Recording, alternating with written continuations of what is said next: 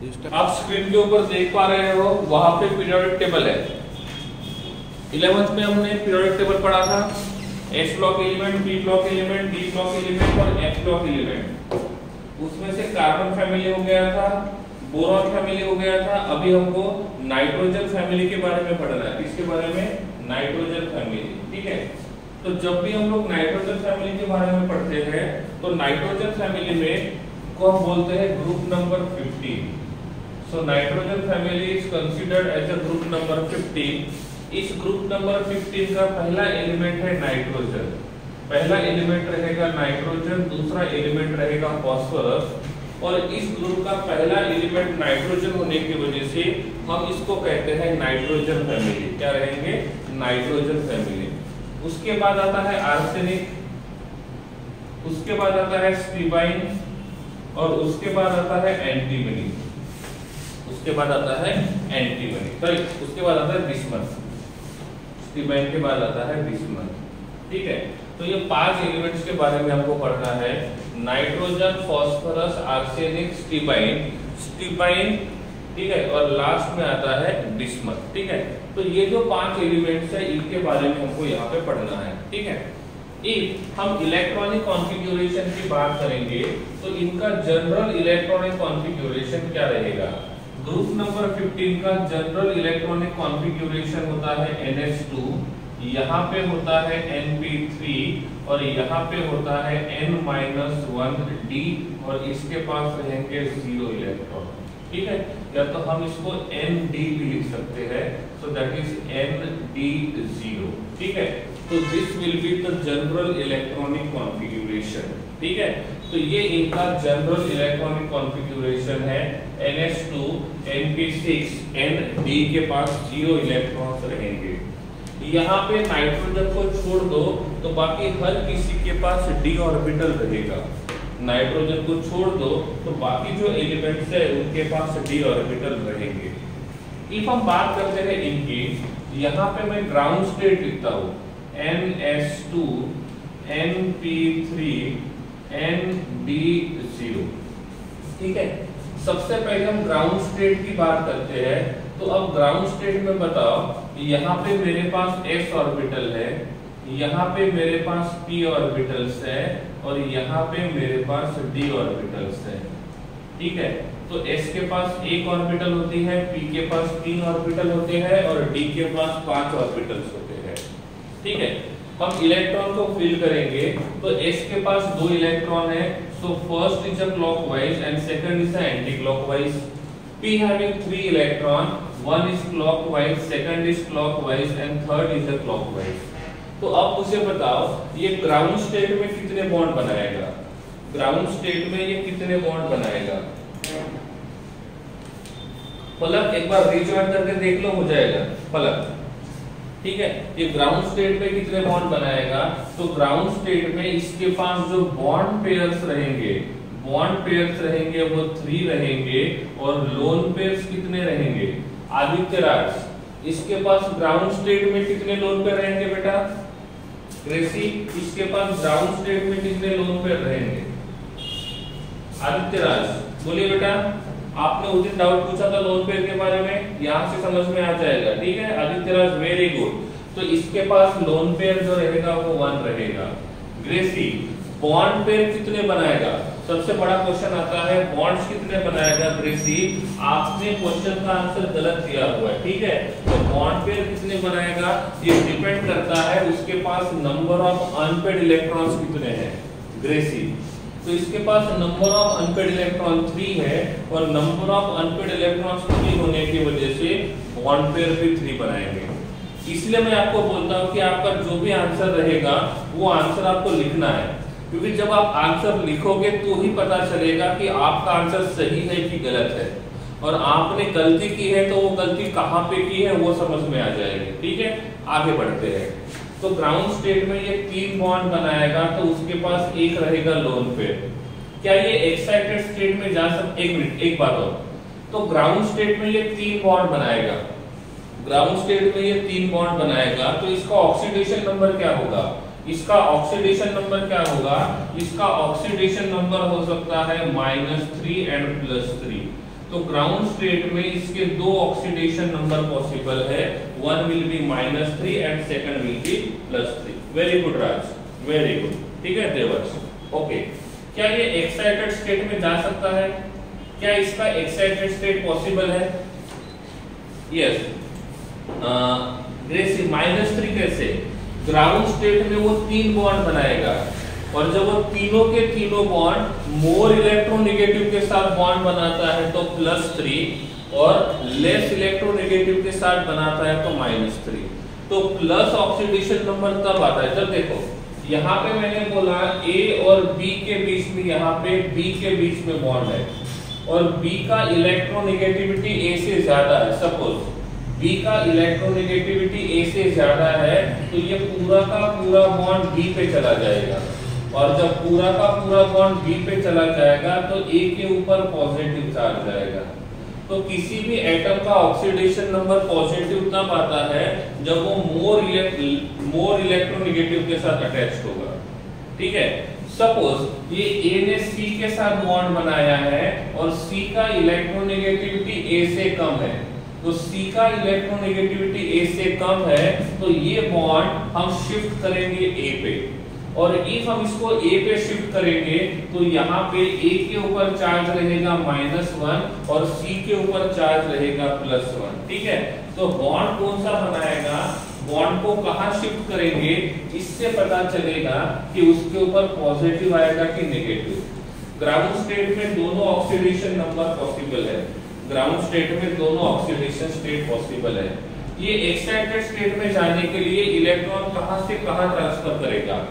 Excited state में electron जाने के लिए वो S का इलेक्ट्रॉन जो रहेगा वो D में ट्रांसफर करेगा और जब S का इलेक्ट्रॉन D में ट्रांसफर करेगा तो electronic configuration will be NS1 NP3 and D1, here having S orbital, here having P orbital and here having D orbital।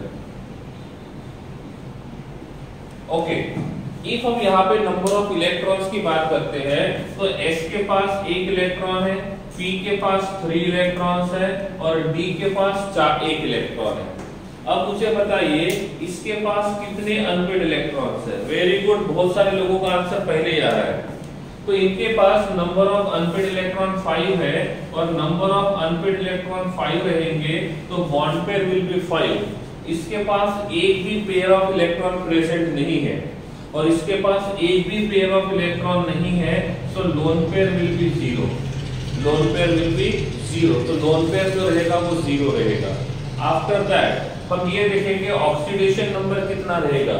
जब बॉन्ड 5 बनाएंगे तो इसका ऑक्सीडेशन नंबर रहेगा +5। एक्साइटेड स्टेट में वो प्लस ऑक्सीडेशन नंबर शो करते हैं, ग्राउंड स्टेट में प्लस और माइनस दोनों शो करते हैं। ठीक है, और इसीलिए हम यहाँ पे देख सकते हैं कि वो कितने ऑक्सीडेशन नंबर वो शो करेगा। ठीक है, क्लियर हो गया? ठीक है, फलक अब क्लियर है बेटा, अब क्लियर है, इश्यू सॉल्व हो गया। ठीक है, हाँ, तो इस प्रकार से हम देख सकते हैं कि यहाँ पे ये कितने ऑक्सीडेशन नंबर शो करेगा और प्लस कौन सा रहेगा और माइनस कौन सा रहेगा। ओके, अब मैंने आपको पूछा नाइट्रोजन, नाइट्रोजन जिसका इलेक्ट्रॉनिक कॉन्फ़िगरेशन है 2s2 and 2p3, क्या इसके पास d ऑर्बिटल रहेगा? क्या नाइट्रोजन के पास d ऑर्बिटल रहेगा? जो भी पीरियड 2 के एलिमेंट्स आते हैं, जो भी पीरियड 2 के एलिमेंट्स आते हैं उनके पास d ऑर्बिटल नहीं होता है, तो इसके पास d ऑर्बिटल नहीं है। और जब इसके पास d ऑर्बिटल नहीं रहेगा, जब इसके पास d ऑर्बिटल नहीं रहेगा तो आप मुझे बताओ ये मैक्सिमम कितने अनपेड इलेक्ट्रॉन इसके पास हो सकते हैं? मैक्सिमम कितने अनपेड इलेक्ट्रॉन इसके साथ हो सकते हैं? कितने पॉसिबल है? 3। ठीक है, तो इसमें जो रहेंगे ये है 2 इलेक्ट्रॉन, यहाँ पे 1 और 1 है। तो मुझे बताओ ये कितने बॉन्ड बनाएगा? ये ग्राउंड स्टेट में कितने बॉन्ड बनाएगा? तो इसके पास बॉन्ड पेयर्स रहेंगे 3 और लोन पेयर रहेगा 1। बॉन्ड पेयर रहेंगे 3 और लोन पेयर रहेगा 1। अब मुझे बताओ यहाँ पे हम देखेंगे तो इसके पास जो बॉन्ड पेयर्स है ये बॉन्ड पेयर बनाने के लिए किस ऑर्बिटल को यूज करेगा, बॉन्ड पेयर बनाने के लिए किस ऑर्बिटल को यूज करेगा। तो बॉन्ड्स बनाने के लिए ये p ऑर्बिटल और p ऑर्बिटल को यूज करेगा। ये s ऑर्बिटल को यूज नहीं करेगा क्योंकि s ऑर्बिटल में फिलहाल इलेक्ट्रॉन जो है वो पेयर्ड है, ठीक है। तो जब भी ये बॉन्ड बनाएगा तो किसको यूज करेगा, p ऑर्बिटल को। मैंने आपको ये भी बताया था ओवरलैपिंग कहां-कहां पे पॉसिबल है। s जो है वो s के साथ ओवरलैपिंग कर सकता है, s जो है वो p के साथ ओवरलैपिंग कर सकता है, p जो रहेगा ये p के साथ ओवरलैपिंग कर सकता है, लेकिन s जो रहेगा वो d के साथ ओवरलैप नहीं कर सकता है, लेकिन s जो रहेगा वो d के साथ ओवरलैप नहीं कर सकता है। तो जब भी हम बॉन्ड बनाते हैं, जब भी हम लोग बॉन्ड बनाते हैं तो बॉन्ड बनाने के टाइम पे, जब भी हम लोग बॉन्ड्स बनाते हैं तो बॉन्ड्स बनाने के टाइम पे किसके साथ ओवरलैप होगा ये भी हमको देखना होगा, ठीक है। तो एक s ऑर्बिटल दूसरे s के साथ ओवरलैप कर सकती है, एक s ऑर्बिटल दूसरे p के साथ ओवरलैप कर सकते हैं, और एक p ऑर्बिटल दूसरे p के साथ ओवरलैप कर सकता है, लेकिन s ऑर्बिटल d के साथ ओवरलैप नहीं करेगा, d के साथ ओवरलैप नहीं करेगा। सपोज मैंने बोला है मुझे नाइट्रोजन के साथ रिएक्शन करना है हाइड्रोजन का, और हाइड्रोजन का इलेक्ट्रॉनिक कॉन्फ़िगरेशन है 1s1, हाइड्रोजन का इलेक्ट्रॉनिक कॉन्फ़िगरेशन है 1s1, और इसके पास जो s ऑर्बिटल है वो s ऑर्बिटल इसके p के साथ ओवरलैप कर सकता है, यस। तो इसका जो s ऑर्बिटल है, ये s ऑर्बिटल जो रहेगा वो क्या कर सकता है, ये p के साथ ओवरलैप कर सकता है। इसका मतलब ये हाइड्रोजन और नाइट्रोजन के बीच में ओवरलैपिंग पॉसिबल होगा, इन दोनों के बीच में ओवरलैपिंग पॉसिबल होगा, ठीक है। अब इसी बात को आगे लेके जाते हैं, ठीक है, इसी बात को आगे लेके जाते हैं। आगे लेके जाने के लिए क्या करते हैं हम लोग, अभी मैं यहाँ पे लिखता हूँ फॉस्फोरस, ठीक है। अब देखो तो ऐसे कितने हाइड्रोजन यूज करने पड़ेंगे, ऐसे कितने हाइड्रोजन यूज करने पड़ेंगे, इसके लिए ऐसे कितने हाइड्रोजन यूज करने पड़ेंगे, तो ऐसे यहाँ पे 3 हाइड्रोजन यूज करने पड़ेंगे। तो तीनों हाइड्रोजन यूज करने के बाद यहाँ पे हमको मिलेगा NH3, यहाँ पे हमको क्या मिलेगा, NH3 मिल गया, NH3। तो इस प्रकार से यहाँ पे जो हमको प्रोडक्ट मिलेगा वो रहेगा NH3। मैंने बोला क्या NH5 पॉसिबल है, क्या NH5 पॉसिबल है, NH5 पॉसिबल है, नो, क्योंकि NH5 बनाने के लिए उसके पास 5 बॉन्ड बनाने चाहिए, और ये यहाँ पे 5 बॉन्ड नहीं बनाएगा, और इसीलिए यहाँ पे NH5 पॉसिबल नहीं है। सपोज मैंने बोला मुझे ये सब नहीं बनाने हैं, मैंने यहाँ पे यूज किया क्लोरीन, यहाँ पे यूज किया क्लोरीन, ठीक है। क्लोरीन का इलेक्ट्रॉनिक कॉन्फ़िगरेशन है 3s2, यहाँ पे है 3p5 और ये रहेगा 3d0। तो ये s के पास एक ऑर्बिटल है, p के पास 3 ऑर्बिटल है, और d के पास 5 ऑर्बिटल्स है। एक बार इलेक्ट्रॉन्स को फिल करते हैं, एक बार इलेक्ट्रॉन्स को फिल करते हैं। तो s के पास 2 इलेक्ट्रॉन, p के पास 5 इलेक्ट्रॉन। अब मुझे बताओ इस क्लोरीन के पास कितने अनपेड इलेक्ट्रॉन है, इस क्लोरीन के पास how many unpaired electrons are there, how many unpaired electrons are there, 1, और इसके पास अनपेड इलेक्ट्रॉन 1 रहेगा, तो इसके बॉन्ड कितने बनाएगा, ये बॉन्ड कितने बनाएगा, 1। और ये बॉन्ड बनाने के लिए कौन सा ऑर्बिटल यूज करेगा, ये बॉन्ड बनाने के लिए कौन सा ऑर्बिटल यूज करेगा, s ऑर्बिटल या p ऑर्बिटल। तो इसके पास का जो p ऑर्बिटल है वो नाइट्रोजन के p ऑर्बिटल के साथ ओवरलैप करेगा। देखो हाइड्रोजन का s ऑर्बिटल नाइट्रोजन के p के साथ ओवरलैप करेगा, तो यहाँ पे जो बॉन्ड बना था वो sp ओवरलैपिंग की वजह से बना था। तो हाइड्रोजन और नाइट्रोजन के बीच का जो बॉन्ड है वो sp ओवरलैप के बीच वजह से बना था। इस क्लोरीन के पास p ऑर्बिटल में अनपेड इलेक्ट्रॉन है, नाइट्रोजन के पास भी p ऑर्बिटल में अनपेड इलेक्ट्रॉन है। और जब दोनों के पास p ऑर्बिटल में अनपेड इलेक्ट्रॉन है तो यहाँ पे जो सिग्मा बॉन्ड बनेगा वो किस प्रकार का होगा, एस एस ओवरलैप की वजह से हो जाएगा, एस पी ओवरलैप की वजह से होगा, या पी और पी ओवरलैप की वजह से होगा। तो इन दोनों के बीच में जो ओवरलैप रहेगा ये कौन सा रहेगा, P और P का ओवरलैप। क्या P और P का ओवरलैप पॉसिबल है, क्या P और P का ओवरलैप पॉसिबल है? वहां पे देखो उस कॉर्नर में लिखा हुआ है P और P का ओवरलैप पॉसिबल है, यस P और P का ओवरलैप पॉसिबल है। आपको किसी ने पूछा NH3 पॉसिबल है, NH5 पॉसिबल क्यों नहीं है? NH3 पॉसिबल है, NH5 पॉसिबल क्यों नहीं है? तो आप रीजन क्या लिखोगे? आपका रीजन ये होना चाहिए, नाइट्रोजन के पास मैक्सिमम 4 ऑर्बिटल्स होते हैं और 5 बॉन्ड बनाने के लिए हमारे पास 5 ऑर्बिटल है और नाइट्रोजन के पास 5 ऑर्बिटल नहीं है और इसीलिए वो पॉसिबल नहीं रहेगा, इसीलिए वो पॉसिबल नहीं रहेगा। क्या NH3 पॉसिबल है?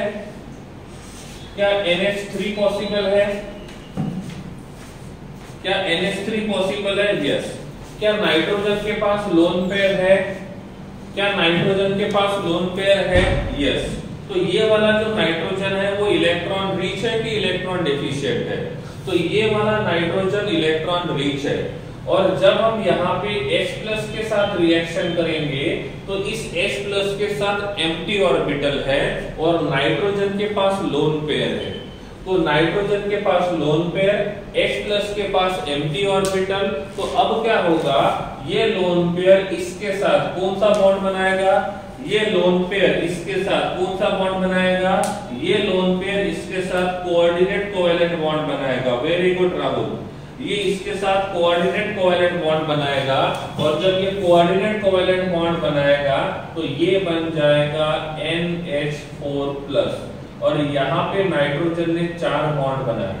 तो नाइट्रोजन 3 बॉन्ड बना सकता है, नाइट्रोजन 4 बॉन्ड बना सकता है। नॉर्मली वो 3 बॉन्ड बनाएगा लेकिन चौथा जो बॉन्ड रहेगा ये कोऑर्डिनेट कोवैलेंट बॉन्ड बना सकता है जिसमें नाइट्रोजन जो रहेगा वो डोनर का काम करेगा और दूसरा जो एटम रहेगा वो एक्सेप्टर का काम करेगा। यहाँ पे जो NH3 होता है इसको अमोनिया बोलते हैं और NH4+ को बोलते हैं अमोनियम। तो अमोनिया भी पॉसिबल है, अमोनियम भी पॉसिबल है। समझ में आ रहा है नहीं आ रहा है? अरे समझ में आ रहा है नहीं आ रहा है? समझ में आ रहा है तो हैंड रेज करो जल्दी। मिनिमम 30 तो होने ही चाहिए, उम्मीद रखता हूँ 30 से ज्यादा होंगे।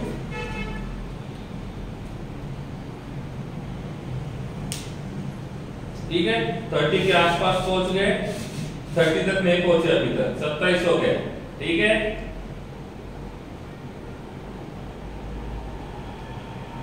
आदित्य राज NH3 से NH4 समझ में नहीं आया, कोई बात नहीं, रिपीट करता हूं। देखो बेटा, ठीक है, क्या हो रहा है इधर, ये जो अमोनिया है, इस अमोनिया का जो नाइट्रोजन है वो इलेक्ट्रॉन रिच है आदित्य राज, ठीक है, और ये इलेक्ट्रॉन रिच होने की वजह से वो डोनर का काम कर सकता है। और यहाँ पे जो हाइड्रोजन है उसके पास एम्प्टी ऑर्बिटल है, H+ का मतलब होता है इसके पास एम्प्टी ऑर्बिटल होगा। ठीक है, ये हमने 11th में पढ़ा था कोऑर्डिनेट कोवैलेंट बॉन्ड। तो इसमें नाइट्रोजन जो रहेगा वो डोनर का काम करेगा, H+ आयन जो रहेगा वो एक्सेप्टर का काम करेगा। तो ये डोनर इस एक्सेप्टर जो है लोन पेयर देगा तो इनके बीच में कोऑर्डिनेट कोवैलेंट बॉन्ड बनेगा और जब इनके बीच में कोऑर्डिनेट कोवैलेंट बॉन्ड बनेगा तो ये NH3 का बन जाएगा NH4। इसके ऊपर कोई चार्ज नहीं था, इसके ऊपर प्लस चार्ज है तो ओवरऑल चार्ज आ जाएगा +1 आदित्य राज। ठीक है, तो इस प्रकार से यहाँ पे हम क्या करेंगे, NH3 से NH4+ बनाएंगे। तो NH3 पॉसिबल है, NH4+ पॉसिबल है आदित्य राज। अभी क्लियर है? फिर से बताओ।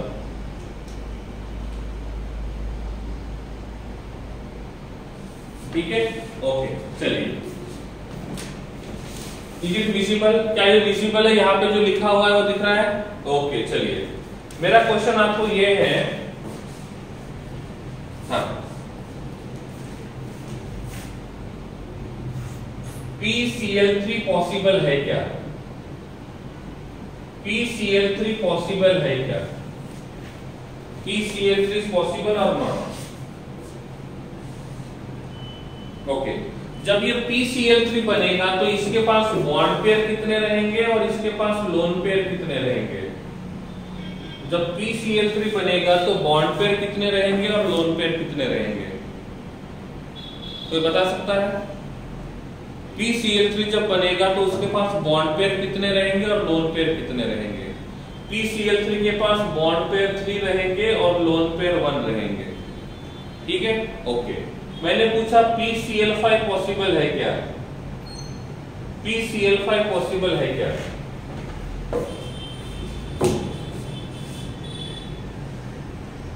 PCl5 पॉसिबल है क्या?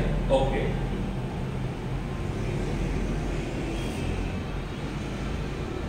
चलो इधर ध्यान दो।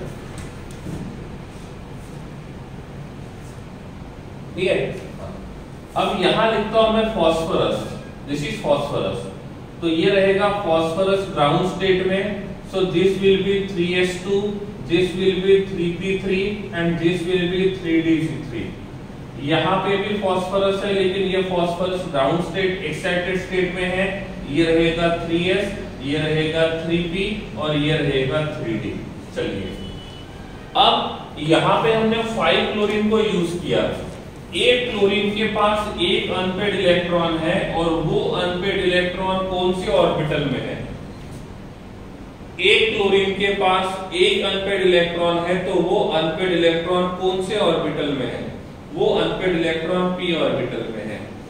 इस p के पास देखो, ये ग्राउंड स्टेट है और ये एक्साइटेड स्टेट है। ग्राउंड स्टेट में फॉस्फोरस कितने बॉन्ड बनाएगा? 3 बॉन्ड, लेकिन एक्साइटेड स्टेट में कितने बॉन्ड बनाएगा? 5 बॉन्ड। एक्साइटेड स्टेट में कितने बनाएगा? 5 बॉन्ड। अब यहां पे जब ये 5 बॉन्ड बनाएगा तो पांचों जगह कौन आएगा? क्लोरीन। तो जब पहला क्लोरीन यहां पे ओवरलैप करेगा तो पहला जो क्लोरीन रहेगा वो किसके साथ ओवरलैप करेगा? S के साथ, P के साथ या D के साथ? टोटल 5 क्लोरीन यूज करेंगे हम लोग टोटल 5 क्लोरीन यूज करेंगे। यहाँ पे हम टोटल 5 क्लोरीन को यूज करेंगे और इस क्लोरीन के पास जो ऑर्बिटल है वो है p ऑर्बिटल। तो क्लोरीन जो रहेगा वो सबसे पहले s के साथ ओवरलैप करेगा। देखो, ओवरलैपिंग बॉन्डिंग हमेशा लेफ्ट टू राइट जाती है। ओवरलैपिंग और बॉन्डिंग हमेशा लेफ्ट टू राइट जाती है। जैसे मकान बनाना है तो पहले ग्राउंड फ्लोर, फिर फर्स्ट फ्लोर, फिर सेकंड फ्लोर, वैसे ही जब भी हम लोग बॉन्डिंग करते हैं तो बॉन्डिंग हमेशा इनर साइड से आउटर साइड में जाती है। तो सबसे पहले वो पार्टिसिपेट करेगा जो न्यूक्लियस के ज्यादा पास है। तो सबसे पहले जो रहेगा वो कौन रहेगा? S। तो पहला क्लोरीन जो है वो S के साथ ओवरलैप करेगा। पहला क्लोरीन जो है वो S के साथ ओवरलैप करेगा। तो इसमें जो ओवरलैप रहेगा वो कौन सा रहेगा? SS ओवरलैप, SP ओवरलैप या SD ओवरलैप? यहाँ पे जो ओवरलैप रहेगा ये कौन सा होगा? यहाँ पे जो ओवरलैप रहेगा वो रहेगा SP ओवरलैप। दूसरा वाला क्लोरीन जो रहेगा वो यहाँ पे आएगा और दूसरा वाला क्लोरीन जब यहाँ पे आएगा तो ये कौन सा ओवरलैप बनेगा? ये कौन सा ओवरलैप बनेगा?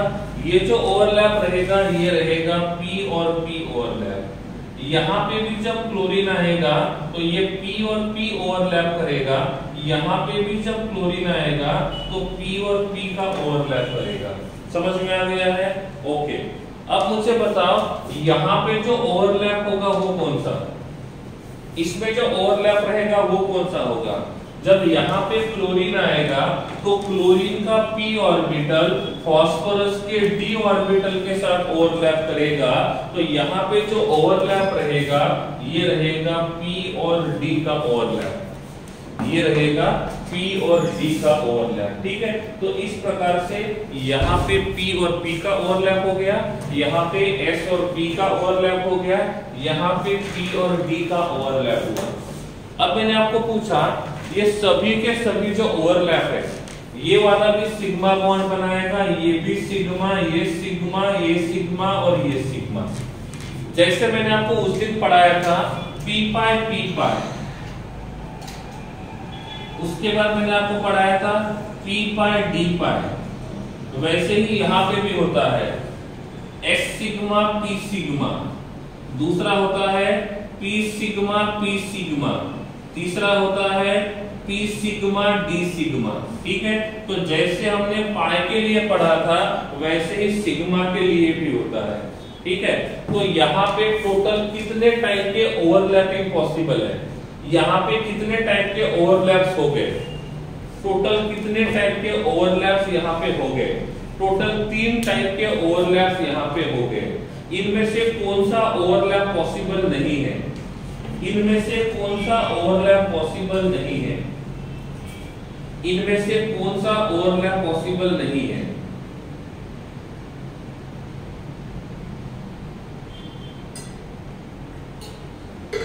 एनीवन?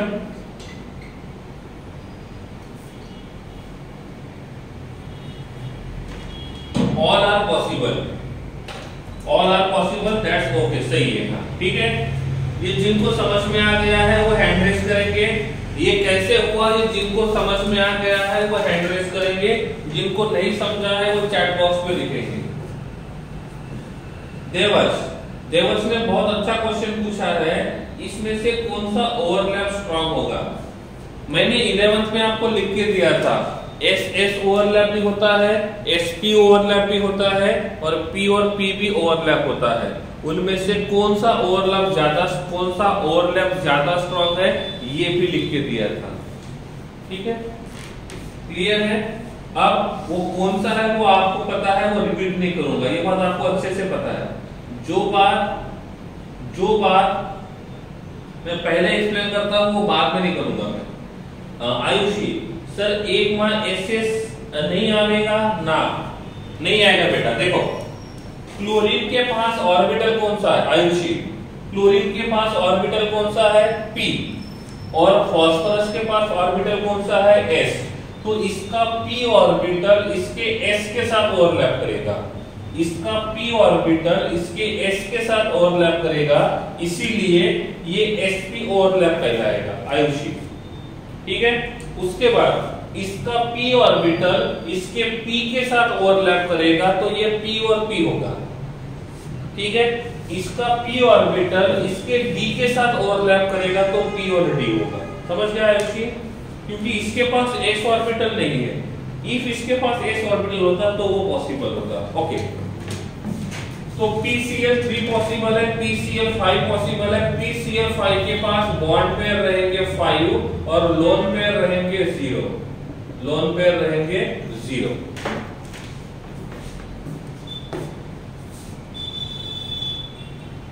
ठीक है, ओके, चलिए आगे बढ़ते हैं। ठीक है, कुछ लोग जो है वो आंसर्स नहीं दे रहे हैं, उनके नाम सबके सामने लेना मुझे अच्छा नहीं लगेगा। ठीक है, तो आप रिप्लाई देना शुरू कर दो, अदरवाइज सबके सामने मैं आपके नाम लूंगा। ठीक है, हाँ देखने का काम कर रहे हैं, पिक्चर नहीं है।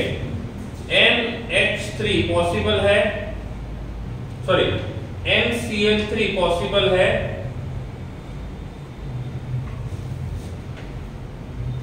NCl3 पॉसिबल है। यस, ये पहले दिखा था, सॉरी ये देख लिया था, sorry that is my mistake. क्या PH3 पॉसिबल है? क्या PH3 पॉसिबल है? यस, देखो ये PH3 में फास्फोरस ग्राउंड स्टेट में रहेगा, एक्साइटेड स्टेट में।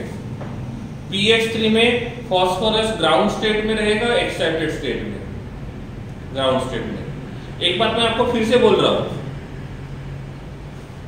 टेक्स्ट बुक को फॉलो मत करो, पूरी टेक्स्ट बुक पूरी करके दूंगा मैं, टेक्स्ट बुक में से कुछ भी छूटेगा नहीं, बट टेक्स्ट बुक को कंपेयर मत करो, पहले ध्यान दो, कंसेप्ट को समझो। टेक्स्ट बुक मत करते रहो। ठीक है, हाँ ग्राउंड स्टेट में फास्फोरस के ग्राउंड स्टेट में कितने इलेक्ट्रॉन अनपेड होते हैं? 3। और कौन से ऑर्बिटल में? p orbital, p orbital, p orbital. इसका मतलब ग्राउंड स्टेट में फास्फोरस किस ऑर्बिटल को यूज करेगा बॉन्ड बनाने के लिए? ग्राउंड स्टेट में फास्फोरस किस ऑर्बिटल को यूज करेगा बॉन्ड को बनाने के लिए? p orbital. अब इस p का बॉन्डिंग ओवरलैपिंग h के साथ करना है, तो h के पास कौन सा ऑर्बिटल है? h के पास कौन सा ऑर्बिटल है? तो H के पास जो ऑर्बिटल है वो s ऑर्बिटल है। तो क्या होगा, ऐसे कितने हाइड्रोजन यूज करने पड़ेंगे, 3। तो जो पहला हाइड्रोजन यहाँ पे आएगा तो वो किसके साथ ओवरलैप करेगा, यहाँ का जो पहला हाइड्रोजन आएगा वो पहले हाइड्रोजन का s ऑर्बिटल यहाँ पे s के साथ ओवरलैप करेगा या p के साथ। यहाँ का जो s ऑर्बिटल रहेगा वो s के साथ ओवरलैप करेगा या p के साथ, वो p के साथ ओवरलैप करेगा। तो यहाँ पे जो पहला ओवरलैप होगा ये कौन सा होगा, यहाँ का पहला ओवरलैप होगा sp, पहला ओवरलैप sp। दूसरा हाइड्रोजन कहां पे ओवरलैप करेगा, इस p के साथ, तो दूसरा वाला ओवरलैप है वो भी रहेगा sp, दूसरा वाला ओवरलैप भी रहेगा sp। जो तीसरा हाइड्रोजन आएगा वो भी कहां पे आएगा, p के साथ, तो तीसरा ओवरलैप जो रहेगा वो भी रहेगा sp, तीसरा ओवरलैप भी रहेगा sp। तो सारे के सारे sp ओवरलैपिंग रहेंगे, सारे के सारे sp ओवरलैपिंग रहेंगे। जिनको ये तीनों के तीनों sp ओवरलैपिंग कैसे आए हैं वो समझ में आ गया है तो हैंड रेज करो, अदरवाइज चैट बॉक्स में लिखो। All are sp sigma, all are sp sigma.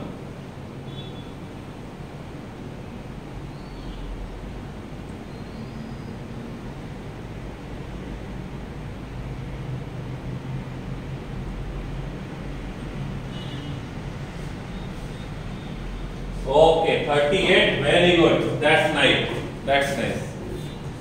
Nemi pH3 में एक लोन पेयर होगा, जी हाँ नेमी सही है, ये वाला लोन पेयर रहेगा बेटा, ये वाला लोन पेयर रहेगा pH3 में, ठीक है। तो लिखा तो है ना pH3 में एक लोन पेयर रहेगा, लिख देता हूं, ठीक है। तो pH3 के पास बॉन्ड पेयर रहेंगे 3 और लोन पेयर रहेगा 1, नेमी। अब ठीक है बेटा, क्लियर नेमी, ठीक है। हाँ, तो हमने PCl3 का जन्म कुंडली निकाला कि पॉसिबल है कि नहीं है। एरो का मतलब पॉसिबल है, 3 बॉन्ड पेयर 1 लोन पेयर, ठीक है। PCl5 पॉसिबल है, 5 bond pair no lone pair. PH3 possible है, 3 बॉन्ड पेयर 1 लोन पेयर। जैसे हमने इन तीनों की जन्म कुंडली निकाल ली है वैसे ही आपको भी यहाँ पे PH5 की जन्म कुंडली निकालनी है। किसकी निकालनी है, PH5 की। तो हो जाइए शुरू और PH5 का जन्म कुंडली निकालिए, ज्योतिष बन जाइए और 30 सेकंड आपके पास है, इससे ज्यादा समय आपको नहीं मिलेगा, समझ गए, इससे ज्यादा आपको समय नहीं मिलेगा। Okay Raj, Devarsh, good.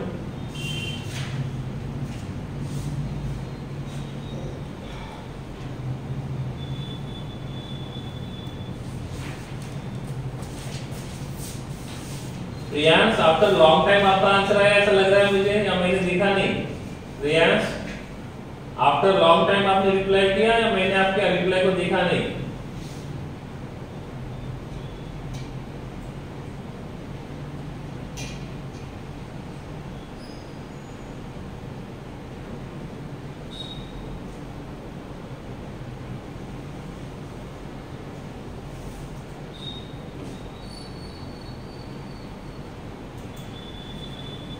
चलिए, आपका जो समय है वो होता है पूरा, आपका समय होगा वो पूरा, ठीक है।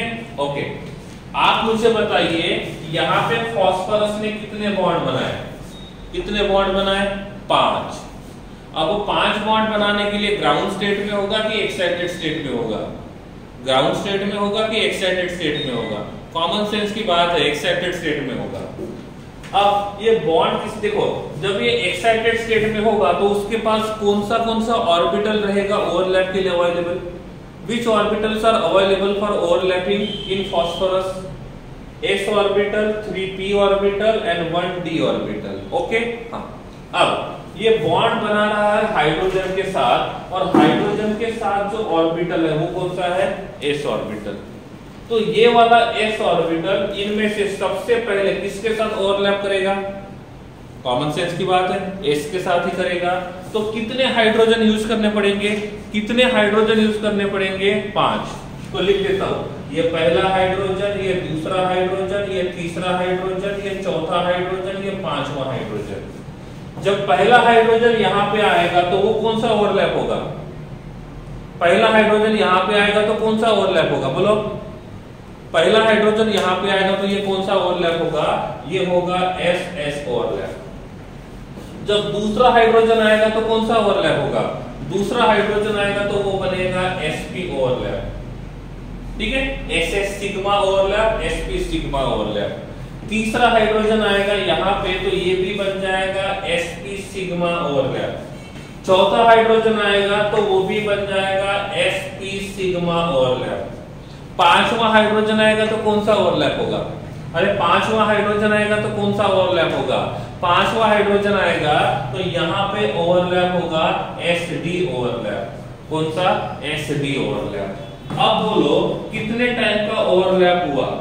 अरे पहले मेरे क्वेश्चन का तो आंसर दीजिए, आपको तो आंसर मिल गया, पता है मुझे।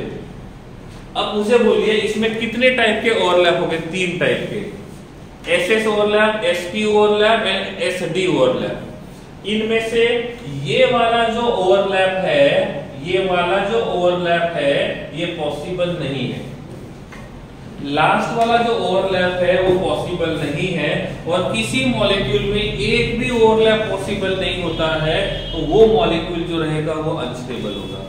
इसका मतलब PCl5 पॉसिबल है, PCl3 पॉसिबल है, PCl3 PCl5 दोनों पॉसिबल है, PH3 पॉसिबल है, PCl5 पॉसिबल नहीं है। क्यों नहीं है वो समझ में आ गया है तो हैंड रेज कर सकते हो।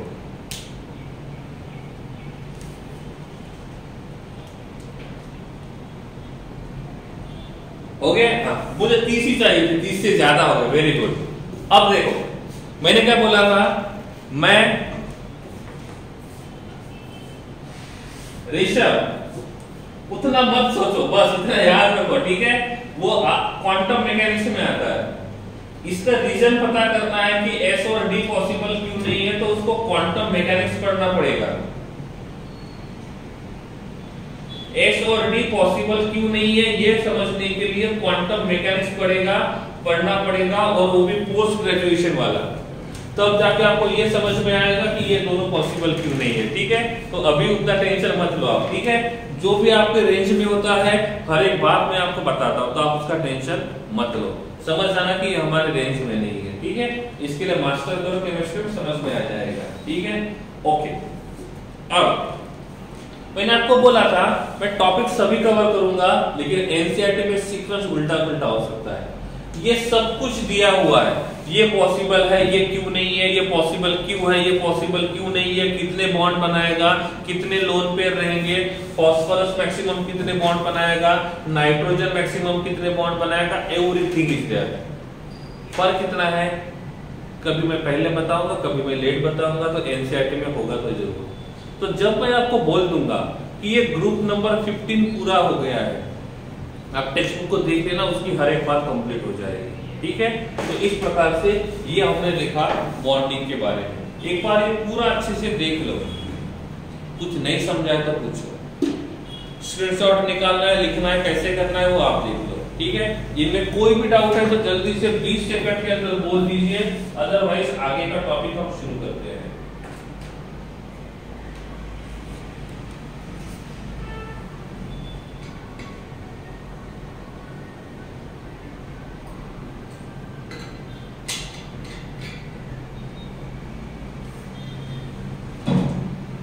ओके, अब इतना तो कंफर्म हो गया कि ये जो ग्रुप नंबर 15 है, ये ग्रुप नंबर 15 है, ये -3 0 +3 और +5 इतने ऑक्सीडेशन नंबर शो करेगा। -3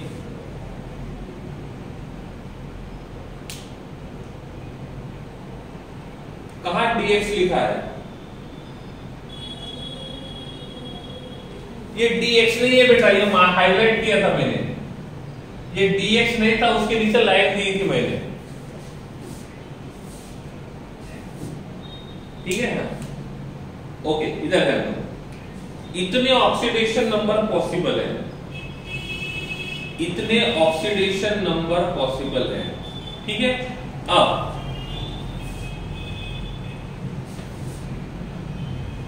इफ कोई +3 में होता है तो ये किसका काम करेगा, सॉरी -3 वाला किसका काम करेगा, ऑक्सीडाइजिंग एजेंट, रिड्यूसिंग एजेंट या दोनों का।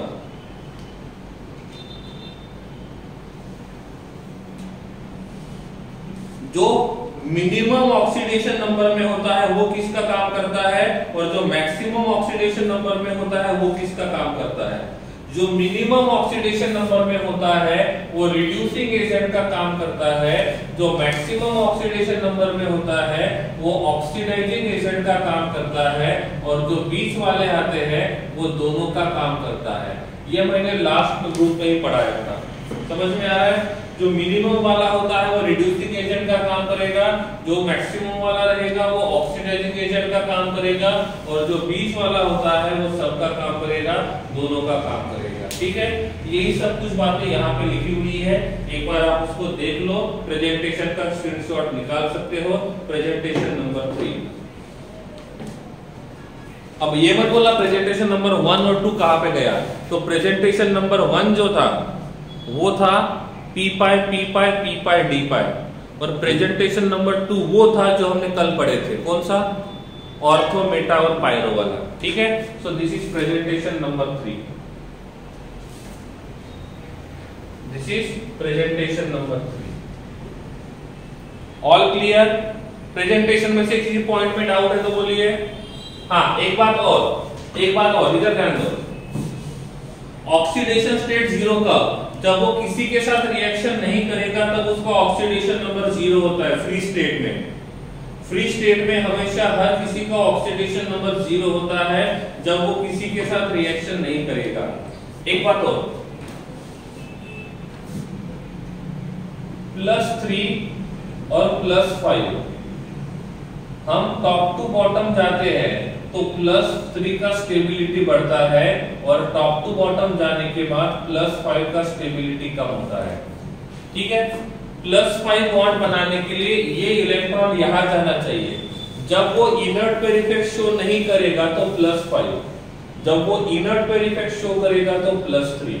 और ये हमने इनर्ट पेयर इफेक्ट में देखा था कि टॉप टू बॉटम जाने के बाद किसका ऑक्सीडेशन नंबर बढ़ना चाहिए और किसका ऑक्सीडेशन नंबर कम होना चाहिए। ठीक है, ओके।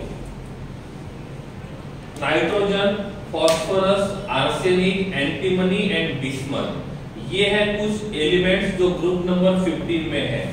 ठीक है, नाइट्रोजन जो है स्लाइड के ऊपर देखो, सब वहीं पे लिखा है। ठीक है, नाइट्रोजन की हम बात करेंगे तो नाइट्रोजन एटमॉस्फेयर में मिलता है, और जितना भी एटमॉस्फेयर में जितने भी गैस है उसमें से 78% जो है वो अकेला नाइट्रोजन प्रेजेंट है।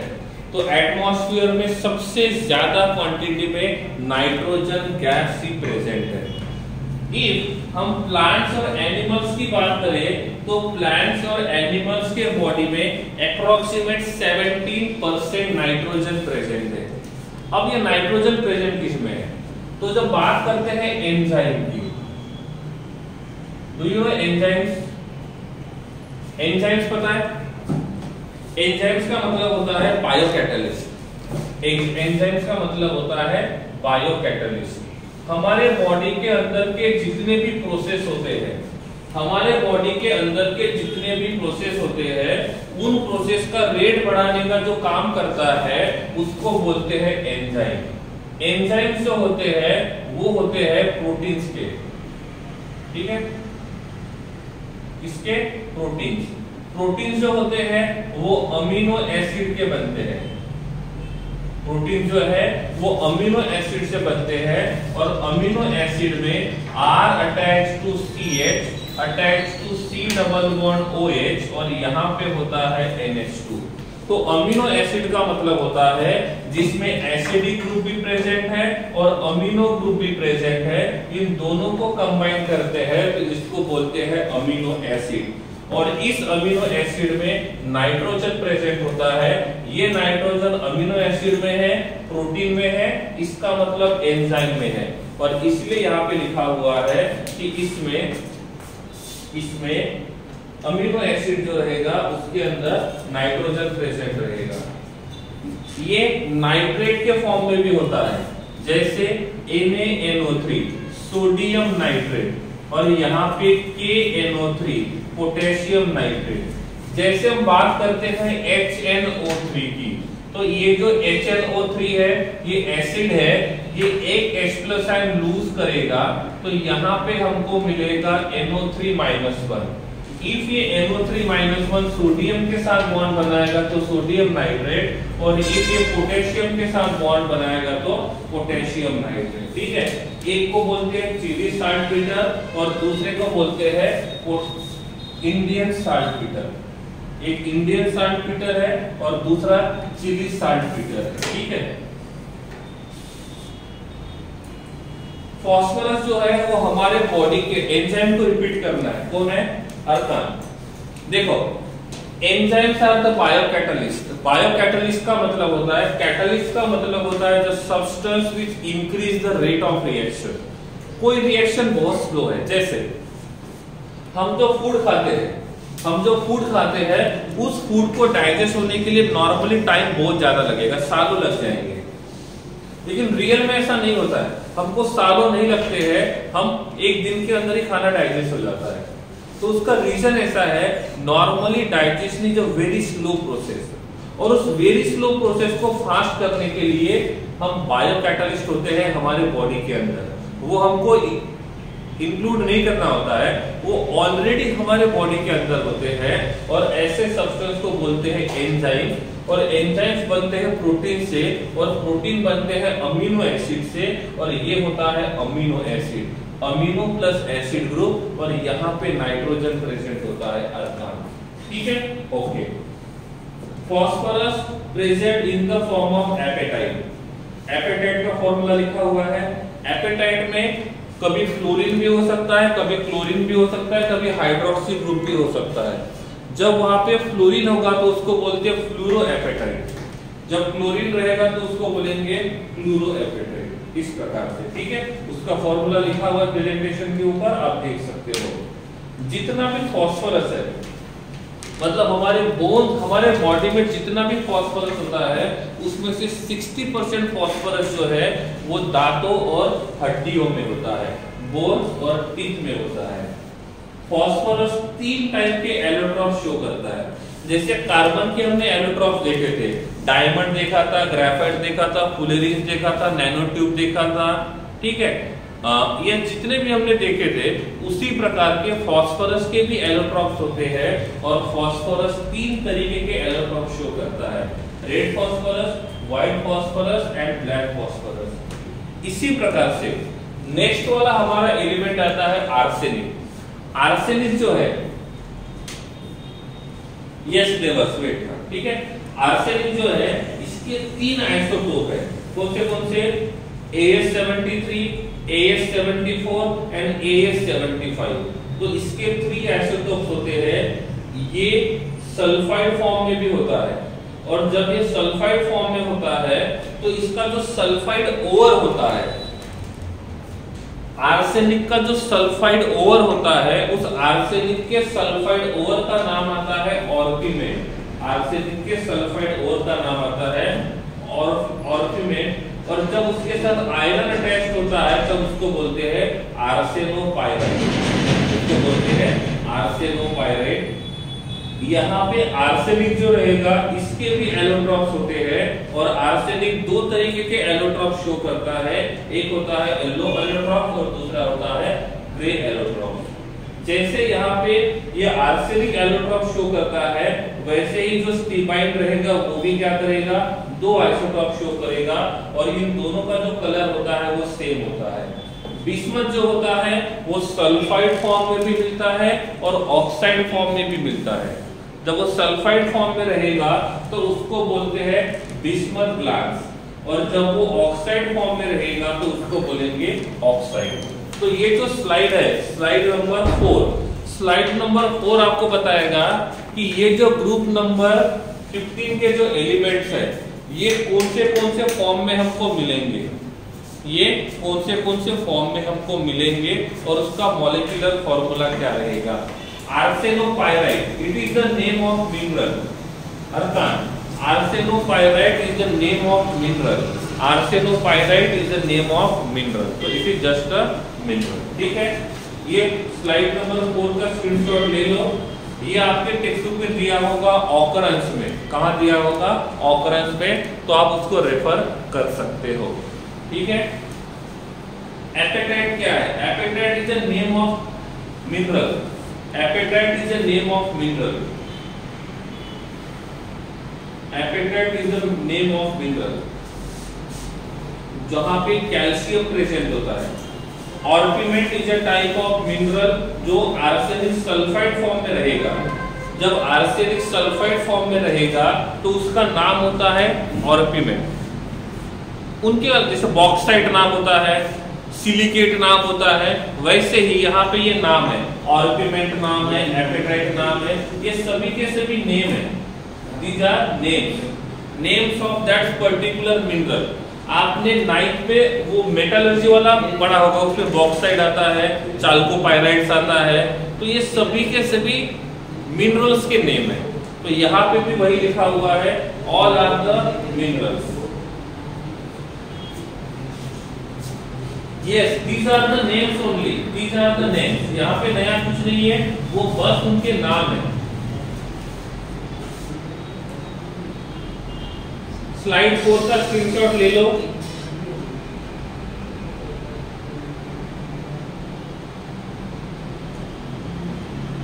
ओके, देवर्स आपने क्या बोला था? Which point? आर्सेनिक +3 अर्कान। ये आज रिपीट, आर्सेनिक +3। देखो, अब तो मैंने पहले रिपीट बोला था, वो फिर से मुझे रिपीट करना पड़ रहा है। हाँ? मैंने आपको क्या बोला था? सेम कंसेप्ट हर इसमें यूज होते हैं। जो सबसे कम ऑक्सीडेशन नंबर वाला होता है उसका रिडक्शन पॉसिबल नहीं है, उसका ओनली ऑक्सीडेशन पॉसिबल है, और जिसका ऑक्सीडेशन पॉसिबल होता है वो रिड्यूसिंग एजेंट का काम करता है।